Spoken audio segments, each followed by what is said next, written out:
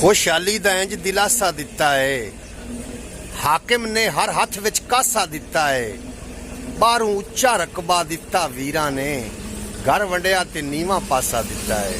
अस्सलाम वालेकुम सजनों, बेलियो मित्रों, की हाल चाल है? मैं थोड़ा दोस्त मोहम्मद अली खिजर ते अज जनाब मैं अड्डा कटोर वाला बड़ा मशहूर मरूफ अड्डा, बड़ा पुराना कदीम है लेकिन तरक्की हुण कर रहा है।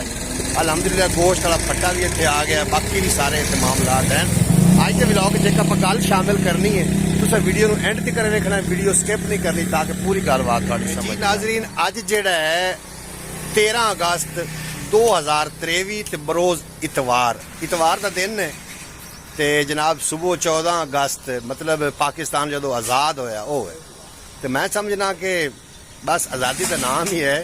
अगे गलबात एक बंदा करता पाया पेट्रोल के हवाले दे नाल कि पेट्रोल पैसों नाल भी नहीं मिलता पे, बेशक महंगाई सही, चलो कम अज़ कम पैसों नाल तो मिलना चाहिए।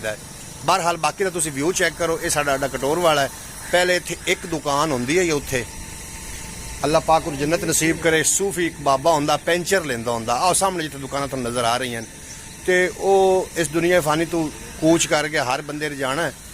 हिके ए होटल होंदा, ए होटल ए जिहड़ा बंदा तुहानूं नज़र आ रहा है इकबाल दा नाम है ते ए होटल होंदा। हुण माशाअल्लाह काफ़ी तरक्की कर गया, इत्थे गोश्त वाला फट्टा भी आ गया और उस तो इलावा जिहड़ा है काफ़ी इत्थे जिहड़ा ना जी काफ़ी हुण गहमा गहमी होंदी अड्डे कटोर वाले ते। ये जनाब साहिवाल तुसीं निकलोगे नाल व्यू होटल आएगा, तो व्यू होटल तो गलबन है कोई 3 तो 4 किलोमीटर ते अड्डा कटोर वाला ते साडे पिंड दे बिल्कुल करीब तरीन है। बाकी तो नज़ारा भी थोड़े नाल शेयर करने हैं, एक आप विच गल भी शामिल करनी, तुसीं वीडियो नूं एंड तक जरूर देखो।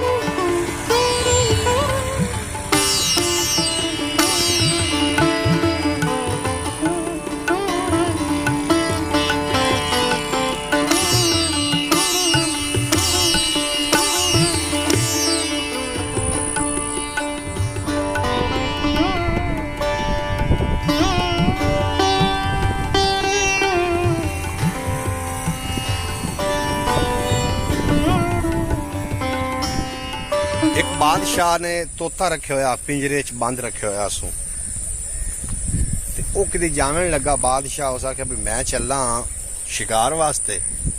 तोते ने उस आख्या भी कोई स्नेहा पड़ावना है जितों तेन मैं पकड़ के लियांदा, अज मैं उत्थाइये जांदा पिया, कोई स्नेहा देवना है तो दस।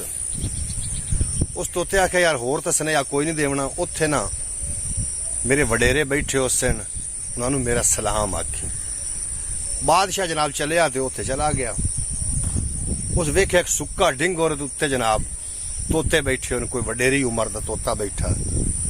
उस उन्होंने मुखातिब किया, उस आख्या मियाँ मिठू थोड़ा एक बिरा मेरे कोल पिंजरे विच बंद है, वो थानू दुआ सलाम देंदा है।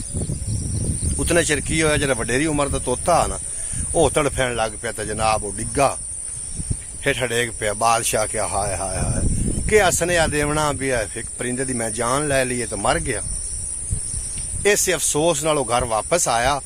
उस आके दूए तोते ने दसिया जरा घर आ भी तेरा स्नेहा तो मैं उत्थे अपड़ाया बेलिया, या मैं तेरा दुआ सलाम अपड़ाया है। एक वडेरी उम्र का तोता वो अं फड़किया तो जनाब डिग्गा मर गया। उतने चिर पिंजरे वाला तोता फड़कन लग पिया।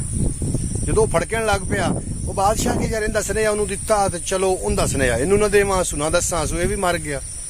उस पिंजरे चो कढ़िया इंज जो सटिया ना सटन लगा तो उस पर खोले तो जनाब जाके बने रेत बह गया। वो बादशाह के तू जीना है, उस आके जो भी जींदा है।